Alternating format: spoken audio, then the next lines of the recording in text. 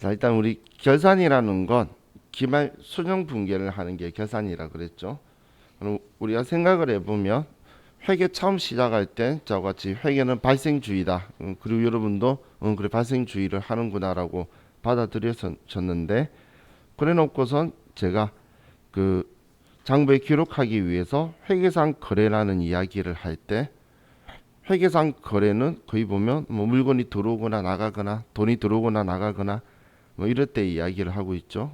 그러면 그 현금주의에 따라서 움직이는 게 많다는 거예요. 나한테 돈 들어와야지 장부에 쓰고 나에게서 돈이 나가야 뭐 장부에 쓰고 혹은 물건이라도 들어와야 외상이라도 쓰고 뭐 이런 형식으로 마치 현금주의처럼 움직이고 있다는 거예요.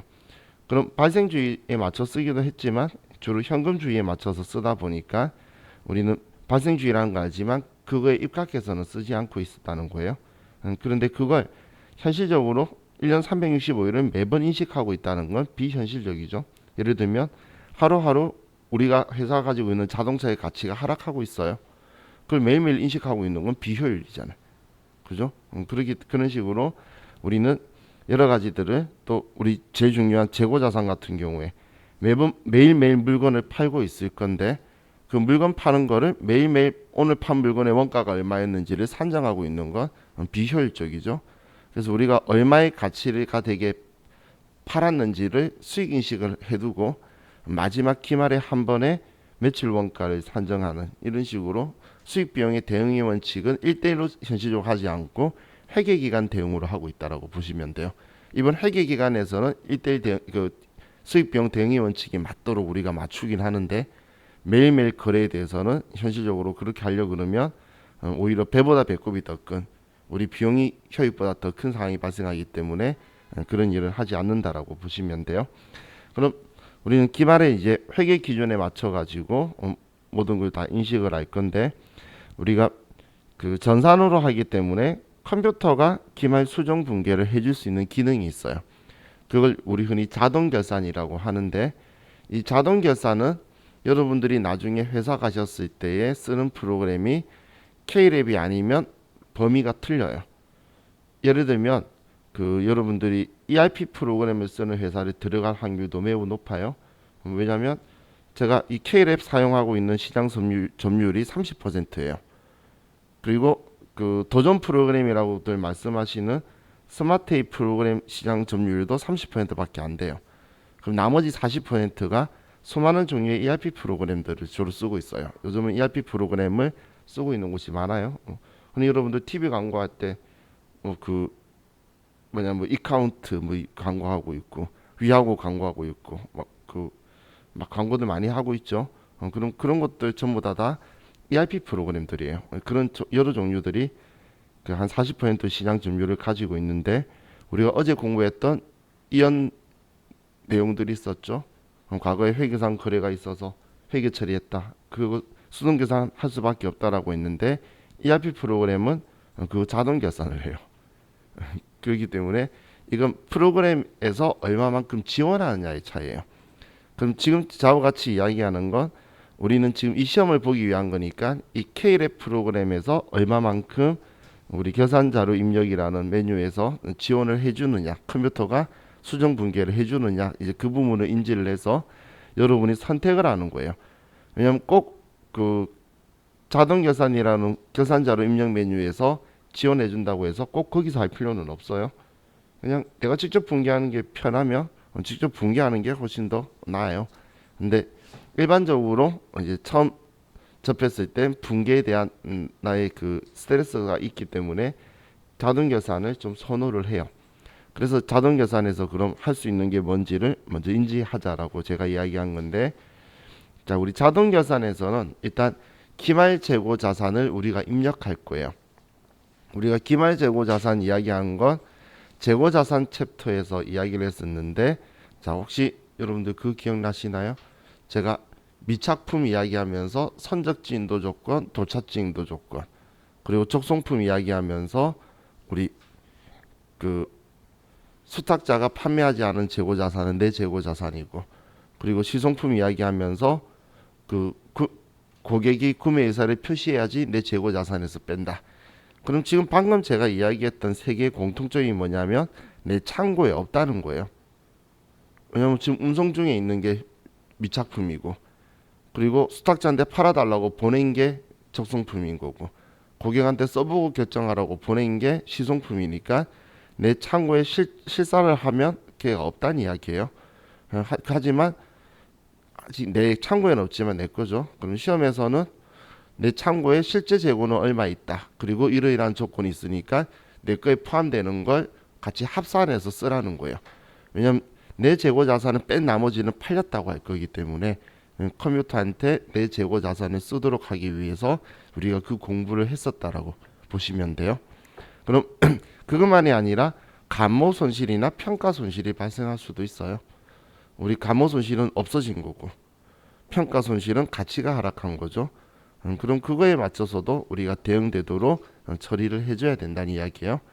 그럼 기말 재고 자산을 써야 매출 원가를 산정하고 올해 마감을 할 수가 있겠죠. 얼마 벌었는지를 정확하게 알 수 있겠죠. 그래서 그 산정하는 걸 계산자료 입력해서 우리가 기말 재고 자산을 써줄 거예요.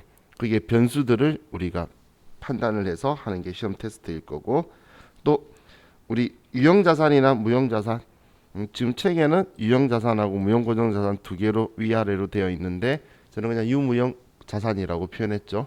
얘네들 상각비를 여러분들이 직접 구해야 되는 경우도 있고 단기 상각비를 알려줄 때도 있어요.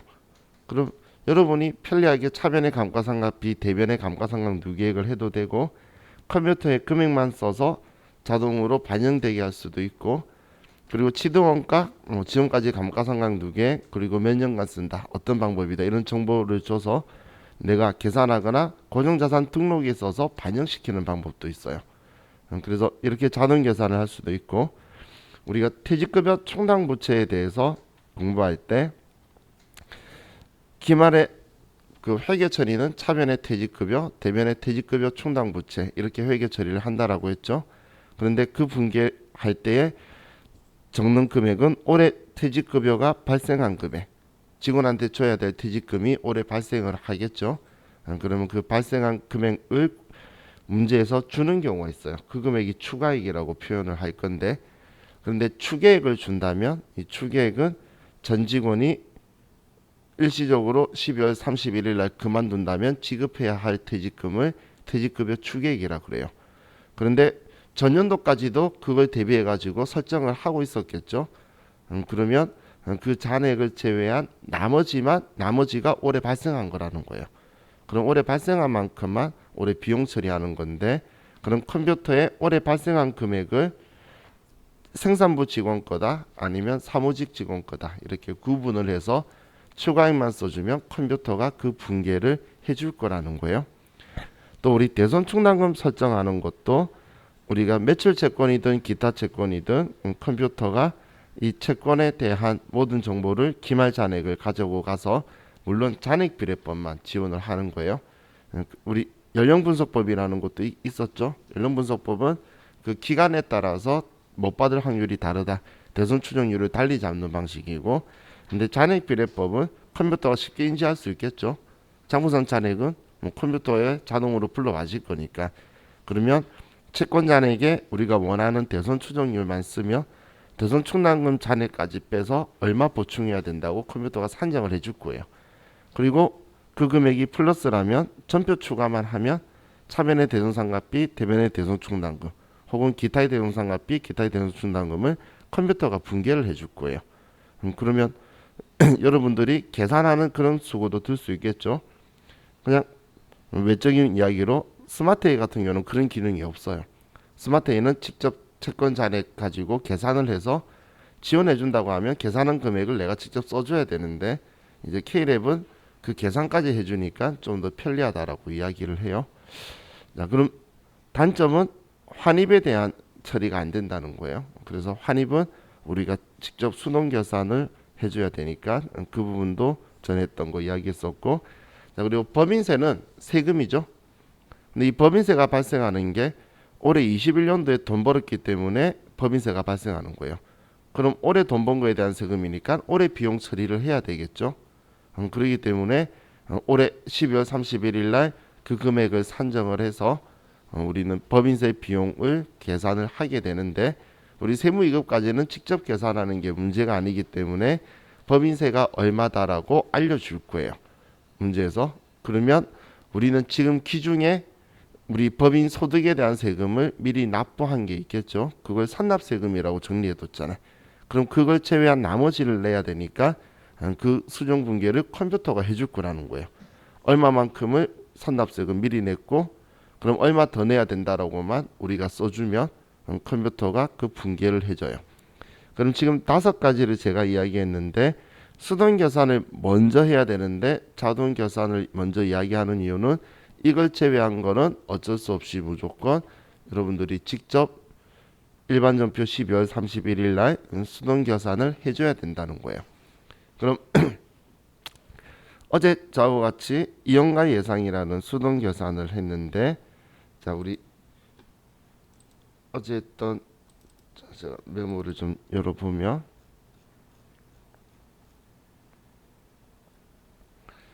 자 먼저 이연을 가지고 보면 자 이연은 해를 넘긴다는 거예요. 해를 넘긴다는 거 뭔가 있으니까 넘기겠다는 표현을 하겠죠. 우리가 과거에 회계상의 거래가 발생해서 우리가 장부에다가 돈을 주거나 받는 일이 생겼다는 거예요. 근데 그 돈이 올해 것만 해당하면은 문제가 없는 건데 내년 것까지 해당하는 돈을 주거나 받아서 내년으로 넘기는 작업을 하겠다는 게 이연인 거예요. 그럼 우리는 이연에 대한 문제에서는 꼭 먼저 파악해야 될 게 귀속이 올해인 것과 내년인 것, 우리 단기분과 차기분을 먼저 파악을 하는 거예요. 그래서 지금 얘는 손익수정분기이기 때문에 정확한 수익 비용의 인식이 목적이다라고 보시면 돼요. 그럼 올해 발생한 것만 수익 비용으로 남아 있어야 되고 내년에 해당하는 부분에 대한 거는 우리는 상급 비용이나 선수 수익이라는 계정 과목으로 내 장부에 12월 31일 날 정리해 두는 게 목적이다라고 보시면 돼요. 그럼 비용을 가지고 봤을 때 우리가 납부할 때 전액 비용 처리했다면 비용을 내년 것까지 포함되어 있겠죠. 그래서 비용을 취소해 주게 될 거고 자 그리고 올해 전액 자산으로 처리했다면 올해 비용을 아직 인식을 안 했다는 이야기예요. 그러면 올해 비용을 인식시켜 주는 거예요.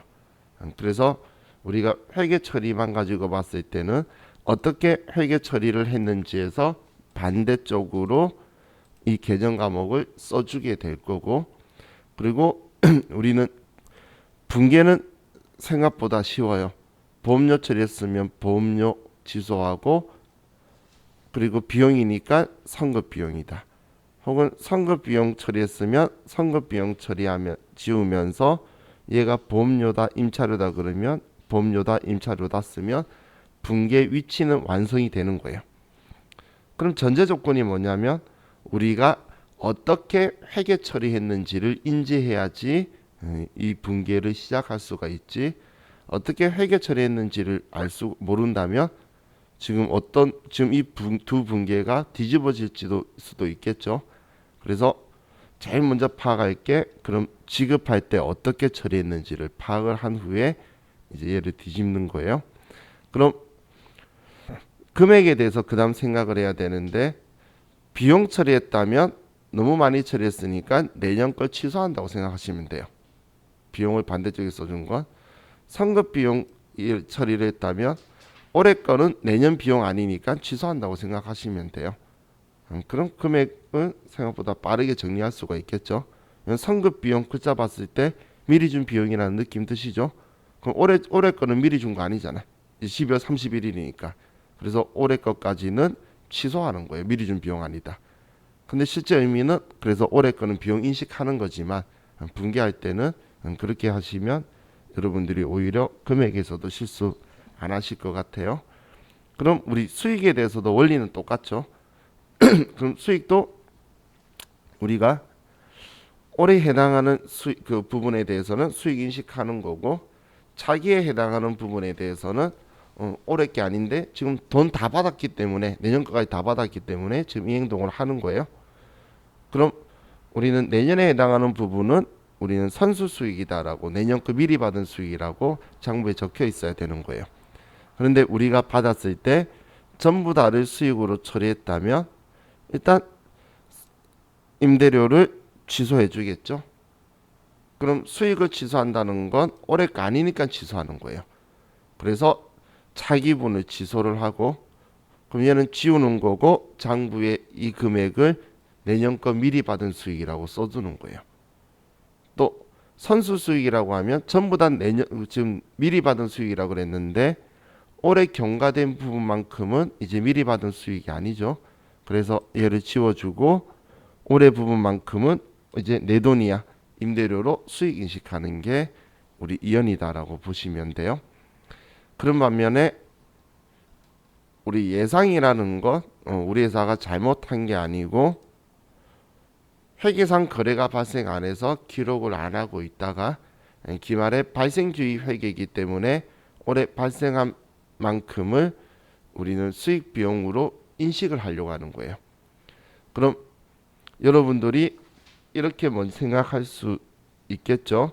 정기예금에 대한 이자를 인식한대. 그럼 정기예금에 가입하면 이자를 받아야 돼요? 줘야 돼요? 당연히 받아야 되겠죠. 그러면 이자 수익을 인식하라는 거예요.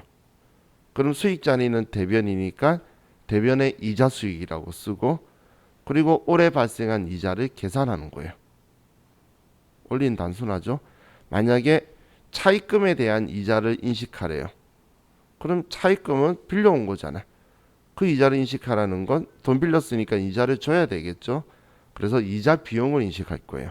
그럼 비용 자리는 차변이죠. 그래서 차변에 이자 비용을 쓰고 올해 발생한 만큼 이자를 계산해서 쓸 거라는 거예요.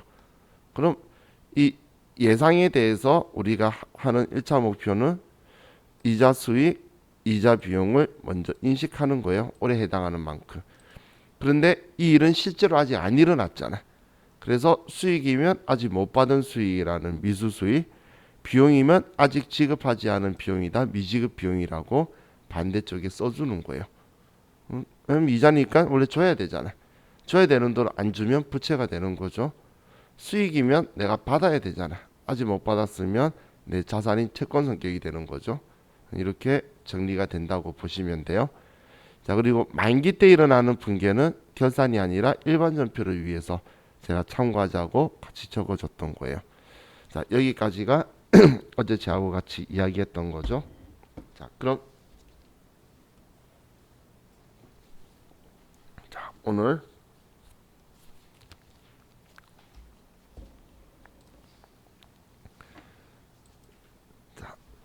어제 하던 이연하고 조금 연결이 있는 건데,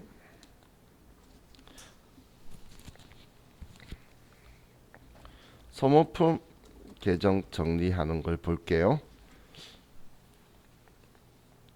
자, 지금 제가 하고 있는 결산도 그 회계 1급만 하는 제가 수업할 때는 결산을 어려워하시는 분들한테 너무 결산에 신경 쓰지 말라는 표현을 해요. 방금 제가 앞에 뭐라고 말했죠? 회계 1급만 하시는 분한테. 왜냐하면 회계 1급 때는 결산 문제가 세 문제가 나오는데 전산 회계 2급이라는 우리가 안 보는 시험, 그 고등학생들이 주로 보는 시험에 결산자료 입력이라는 메뉴가 없어요. 그러다 보니까 회계 1급의 결산자료 입력 메뉴를 사용할 줄 아는지 질문을 하기 때문에 세 문제 중에 자동 결산이 세 문제인 경우도 있고 최소한 한 문제 이상이 나와요. 그러면 그 수동 결산을 못해도 결산이 영향을 크게 안 미친다는 거예요. 그런데 전산세무 2급에서는 5문제가 나와요. 15점을 가지고 있고 전부 다 수동 결산일 수도 있고 전부 다 자동 결산일 수도 있어요. 그렇기 때문에 세무 2급 시험에서는 결산이 안 되면 좀 힘들다고 봐야 돼요. 그래서 이 결산도 여러분들이 좀 잘 하실 수 있으셔야 돼요. 자, 그럼 소모품 계정에 정리해서 먼저 우리가 인지할 게, 자, 우리는 소모품이 자산 계정 과목은 소모품이고 이게 비용 계정 과목은 소모품비예요. 그럼 우리가 지금 결산 목적으로 하는 거니까 내 장부에 이 소모품을 샀을 때 미사용액은 소모품으로 남아 있어야 되고, 장부에 소모품비는 사용액은 소모품비라는 비용으로 남아 있어야 되겠죠. 이게 무조건 결론이라는 거예요. 12월 31일 날 소모품에 대해서 내가 쓴 거는 장부에 소모품비라고 남아 있어야 되고, 다 쓰지 않은 건 소모품비 혹은 뭐 다른 자산으로 남아 있을 수도 있는데 그렇게 남아 있어야 된다는 이야기예요. 그럼 자, 예를 가지고 보면 우리가 소모품을 구입을 했는데 구입액이 100만 원이에요. 그리고 이 소모품을 우리가 사용했는데 사용액이 70만 원이에요. 그리고 미사용액이 30만 원이다라고 볼게요. 자, 이렇게 되어 있을 때 구입 시 자산 처리를 했어요. 이건 구입할 때에 우리가 어떻게 처리했냐에 따라서 기말 수종분계가 달라져요. 자, 구입할 때 자산 처리했다는 건 차변에 소모품 100만 원, 대변에 현금으로 100만 원이다. 이렇게 나가게 되겠죠.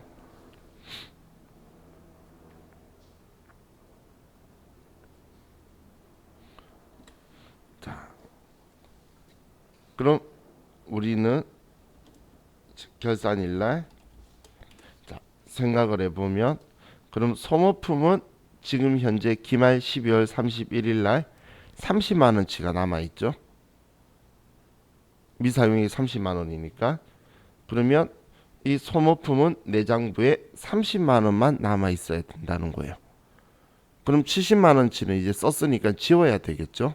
그래서 대변에 소모품 70만 원이다 라고 쓸 거고, 그래야 30만 원치 남아있는 만큼은 소모품이 남을 거잖아요. 그죠? 그럼 이 70만 원치는 이제 썼다라고 비용 처리해야 되겠죠. 소모품의 비용 처리 계정 과목이 소모품비예요. 이것 때문에 많이 헷갈려 해요. 왜냐면 차변 대변이 일단 소모품의 냄새가 나죠. 그럼 두 번째, 구입 시 비용 처리를 했어요. 그럼 차변에 소모품비 100만 원, 대변에 현금으로 돈을 지급했는데,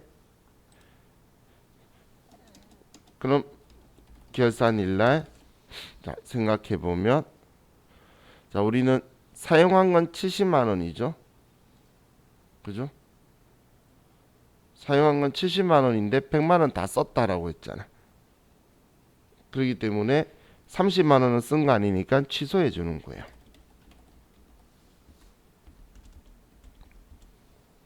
그리고 내장부에 소모품 30만 원치 있다라고 안 써져 있죠. 그렇기 때문에 이제 차변에 소모품 30만 원이다 이렇게 써줘야 되는 거예요.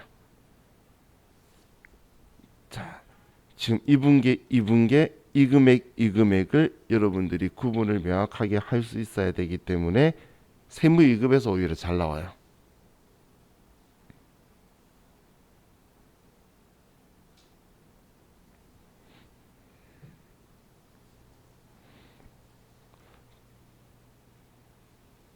그럼 이 분계하는 방법은 제가 고등학생들한테는 어떻게 수업을 했었냐면, 자 보시면 소모품이죠.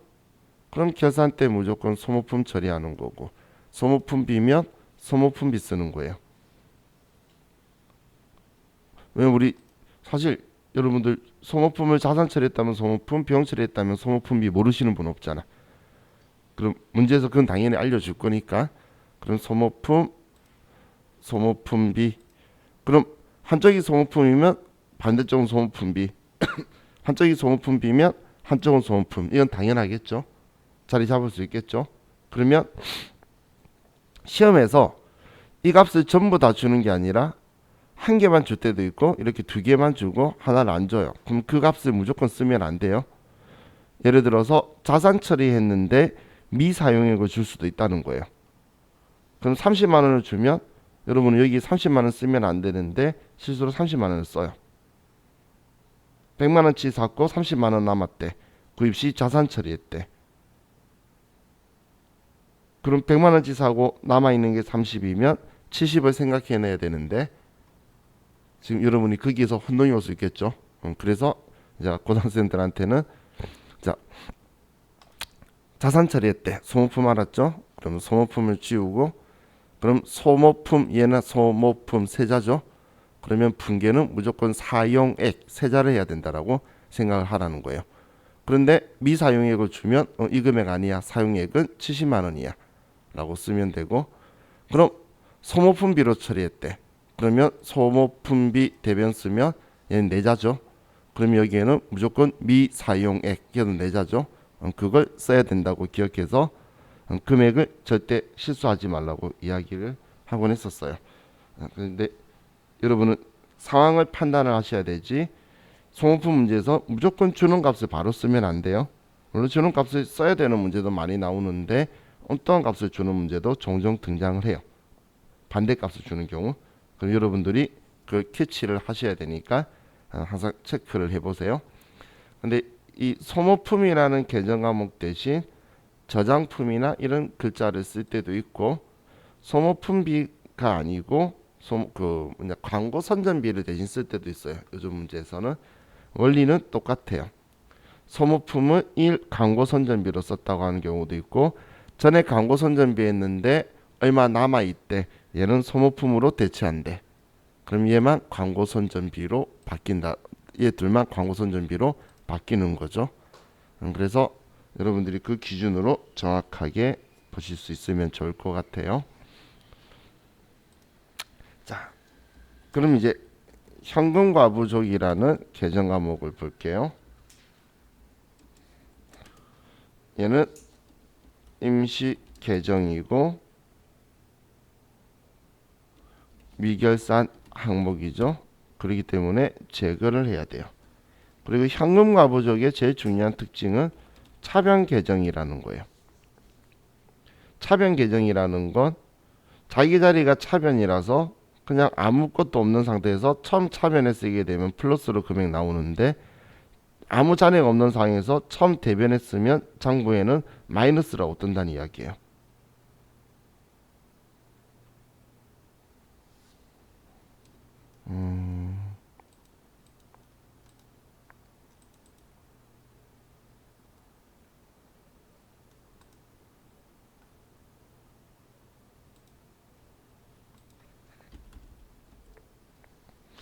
현가 부족이 있나?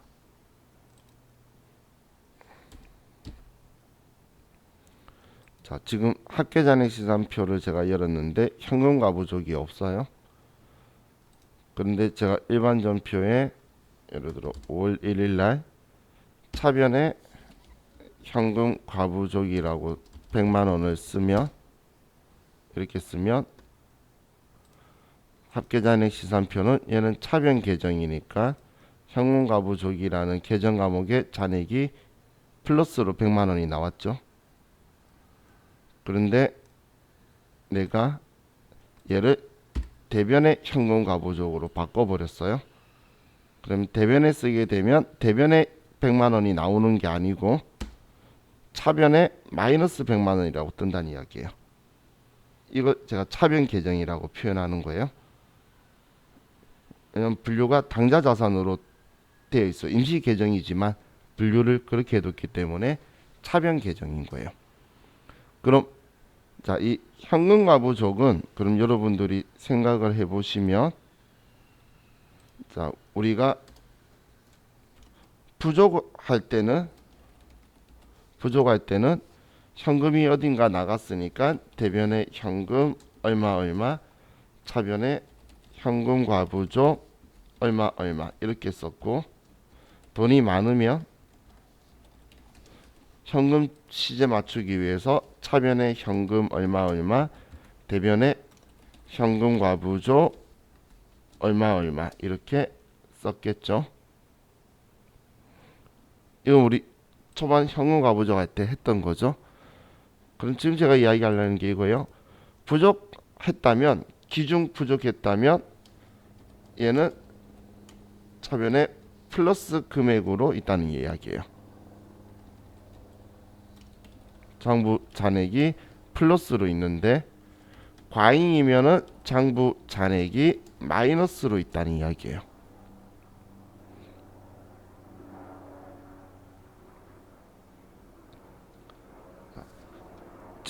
이제 이 말 어떤 말인지 이해 가시죠? 잔액이 플러스로 있다, 마이너스로 있다.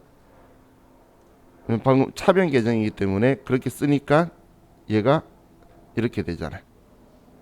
자, 지금 제가 왜 이렇게 이야기하냐면 기출 문제 중에 보면 돈이 부족했다, 안 했다 이런 상황을 말 안 하고 장부상 현금과 부족 잔액이 마이너스 얼마 있대 이렇게 나와요. 그럼 실제적으로 장부가도 그렇게 적혀 있고 그럼 여러분들이 현금이 과잉이었구나라고 생각을 하시면 좋겠어요. 그런데 자, 이걸 해결하는 방법은 쉬워요. 자, 보세요.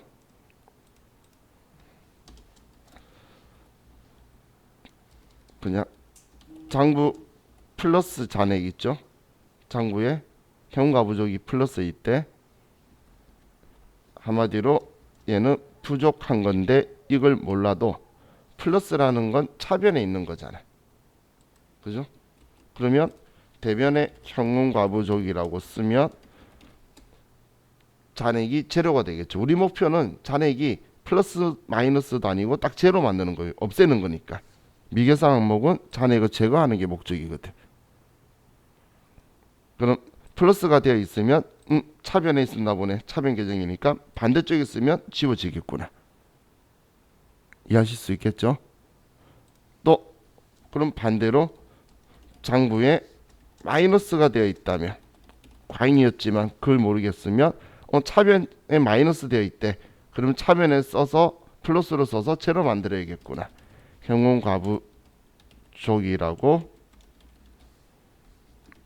이렇게 써주면 장부상의 잔액이 제로가 된다는 이야기예요. 우리는 목표가 그거니까 지금.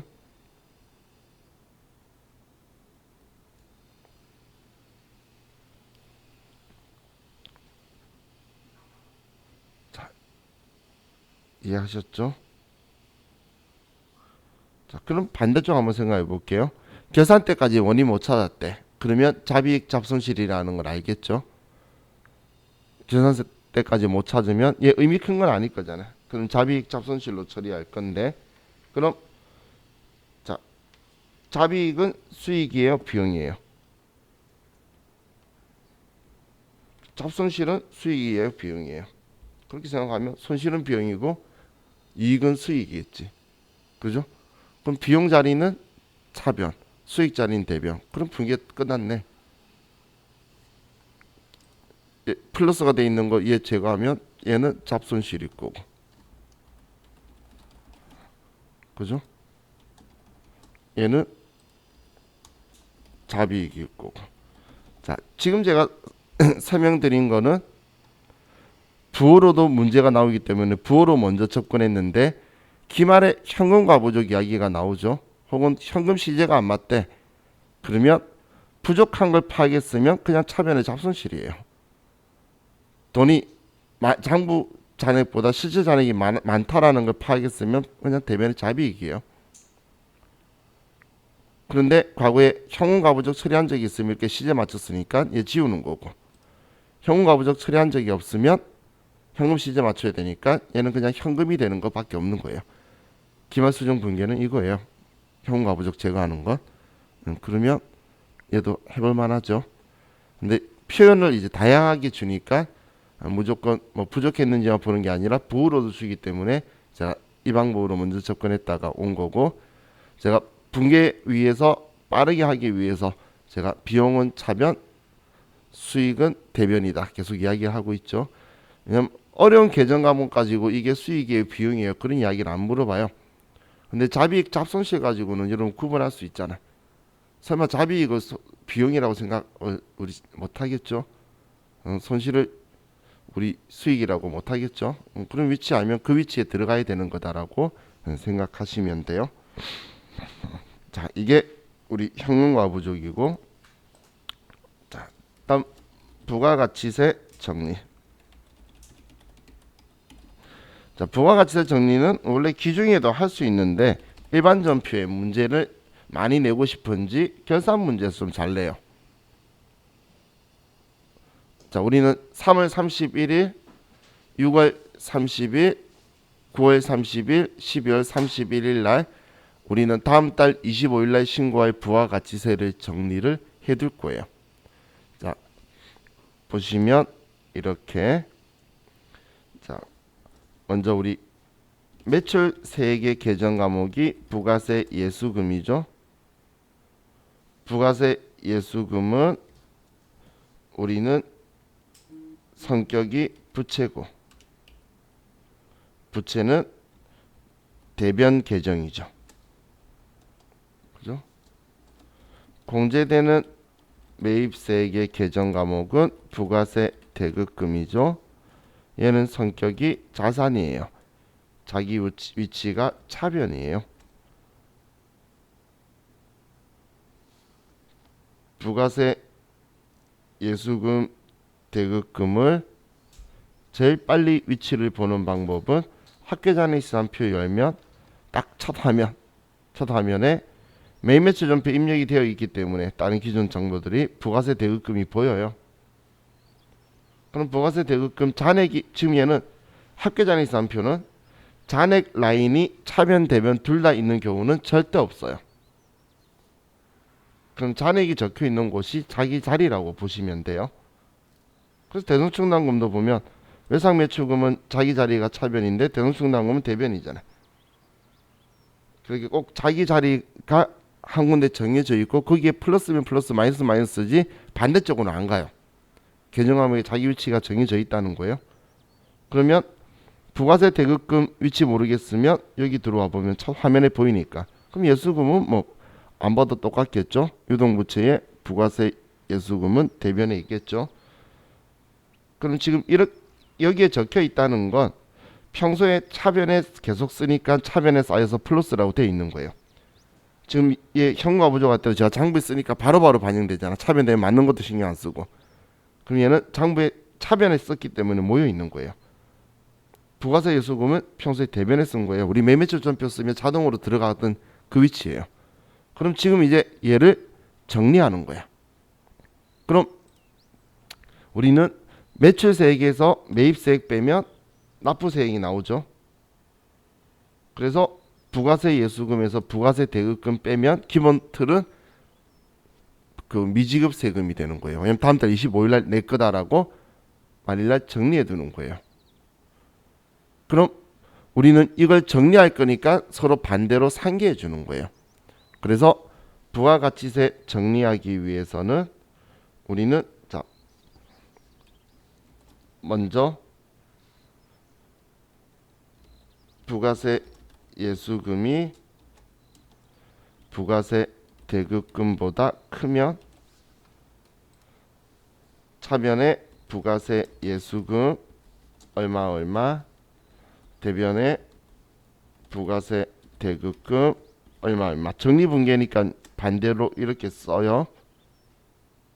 지우기 위해서 이제. 그리고 부가세 예수금이 더 크니까 대변이 부족하죠. 이 금액만큼 미지급 세금이라고 쓰는 거예요.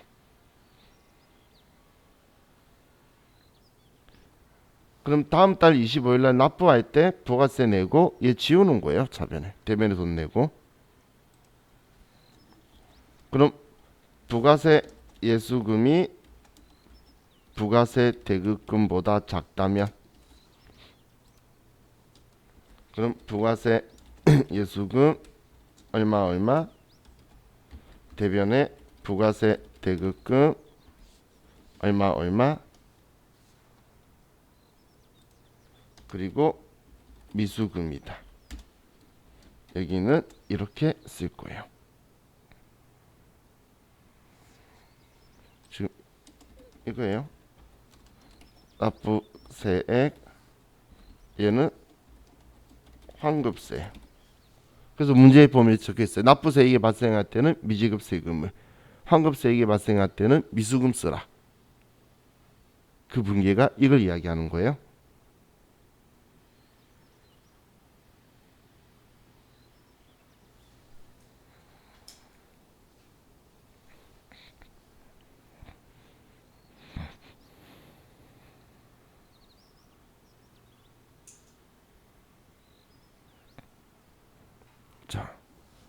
그럼 이제 여기에 변수가 더 발생할 수 있겠죠. 지금 이 부가세 예수금, 부가세 대급금 이야기하고 있는데, 자, 얘가 부가세 신고서 가예요. 가. 얘가 부가가치 신고서 나를 이야기하는 거예요. 가나. 지금 얘 가, 나 얘들을 이야기하는 거예요. 가나. 그럼 여기에다가 이제 지금 바로 다가 나오는데 우리가 내는 건 다인가요? 27번인 거예요. 당연히 27번이겠죠. 세금 감면받을 거나 전자신고세액 공제나 예정때 미환급세액이나 이런 거 빼고 가산세 있으면 더하고 낼 거잖아. 그죠? 매출세 매입세액 뺀 금액에다가 가산세 있으면 같이 내야 될 거잖아. 그게 우리가 지금 사이에 여기 전자신고세액 공제 뭐 10,000원 쓰면은 이거 10,000원 쓰면 여기서 빠지고, 예정때 미환급 받은 거 있어서 100만 원 쓰면 빠지고, 가산세 잘못해가지고 세금 나오면 더해가지고 납부 27번 차가감 납부세액이 내는 거죠. 그럼 여기서 자, 우리가 전자신고세액 공제가 나오면 우리는 잡이익으로 처리하라고 나올 거예요. 그럼 잡이익은 수익이에요, 비용이에요? 수익이니까 대변했어야지. 가산세가 나오면 가산세는 얘는 세금과 공과 잡손실로 처리하는 경우도 있긴 한데 시험에서는 세금과 공과, 얘는 더 내야 되죠. 비용이죠. 차변에다가 더 써주면 돼요. 자, 잡이익 가지고 볼게요. 자, 보세요. 미지급 세금이 예를 들어서 100만 원이었어요. 그런데 전자신고세액 공제 10,000원 빼래. 그럼 얘 대변에 10,000원 잡이익으로 더 써주면 미지급 세금은 99만 원 되겠죠. 이해가시나요? 그럼 반대로 100만 원 내야 되는데 가산세가 10,000원이 생겼어요. 그럼 차변에 세금과 공과 10,000원 더 쓰면 미지급 세금은 101만 원 되겠죠. 그렇게 분계 형성될 거라는 거예요. 그럼 환급이 있다 하더라도 내가 환급 받아야 될 게 100만 원이었는데 전자신고세액 공제 10,000원이 더 있대. 그럼 대변에 전자신고세액 공제 잡이익 10,000원 쓰면 환급 받을 돈은 101만 원이라는 거예요. 또 반대로 우리가 환급 받을 게 100만 원인데 가산세가 2만 원 있었어. 차변에 세금과 공과 2만 원 쓰면 미수금은 98만 원 되겠죠. 그죠? 그래서 제가 전체 분계 틀을 이렇게 이야기를 해요. 부가세, 예수금, 미수금, 예수금, 세금과 공과 미수금이다. 대변에 부가세, 대급금, 잡이익, 미지급, 세금이다. 이렇게 금액들이 올 거다. 이게 기본, 얘네들이 들어오는 기본적인 틀인 거예요.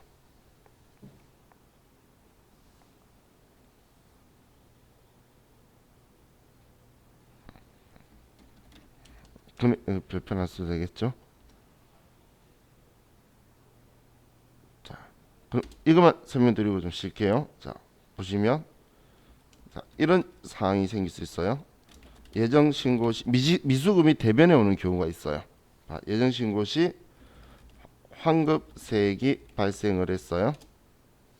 자, 그럼 차변에 자, 부가세, 예수금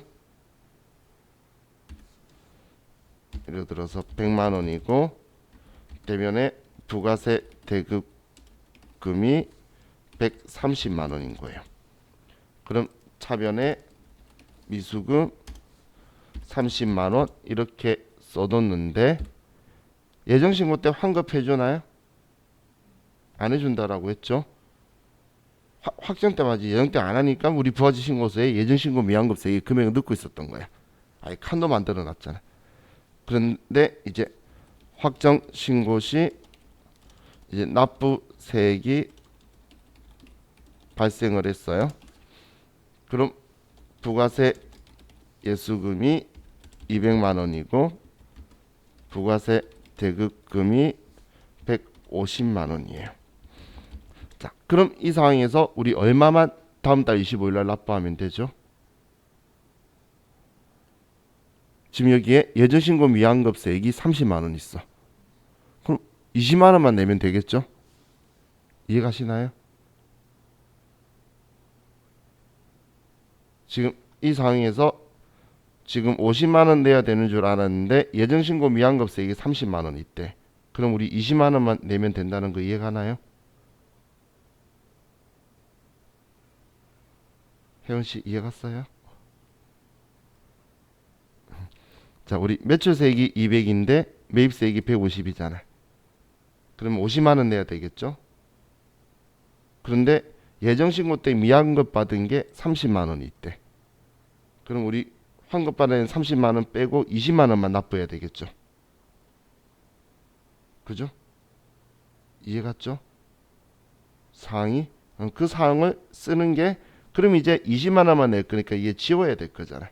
얘 빼고 나머지 20만 주겠다. 그 분계가 대변에 미수금 30만 원 지우고 이제 예정 때 미환급세액을 대변에 쓴 거예요. 그리고 나머지 이 20만 원은 다음 달 25일에 내겠다. 이렇게 나올 거라는 거예요. 그래서 미수금이 대변에 오는 경우가 이럴 때 있는 거예요.